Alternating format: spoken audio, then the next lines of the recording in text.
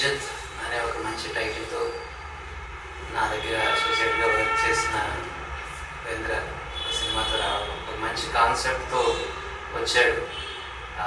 Explain చేసినప్పుడు అనిపించింది it's an interesting subject. డెఫినెట్గా ఈరోజు ఉన్న ఆడియన్స్కి, ఇప్పుడుండే జనరేషన్కి కనెక్ట్ అవుతుంది అనిపించింది. And I very positive. అతి త్వరలో ఈ సినిమా ముందుకు తీసుకొని వస్తానంటున్నాడు. I'm eager. నేను ఆల్రెడీ ట్రైలర్ కూడా చూశాను, రఫ్ కట్. Very impressive. మంచి కాన్సెప్ట్తో ముందుకు వస్తున్నాడు. అండ్ హీస్ లైక్ నా పిల్లాడు. And I'm very proud that you know ఈ స్టేజ్ తీసుకొని వచ్చాడు. ఒక సబ్జెక్ట్ని ఎంతో వర్క్ చేశాడు.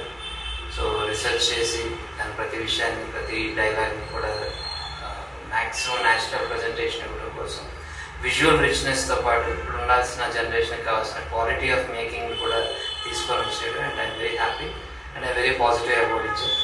అందరి ఇజ్జత్ కాపాడతాడు. మా టీం అందరి ఇజ్జత్ అంటే నా పిల్లాడు కాబట్టి చెప్తున్నాను.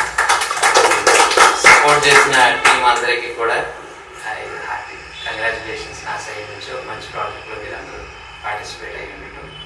And I feel very proud today. Thank you. It's my kids film. పరువు హత్యల నేపథ్యంలో ఇప్పటి వరకు వచ్చిన సినిమాల్లో ఇది ఖచ్చితంగా భిన్నంగా ఉంటుంది. Thank you. All the best.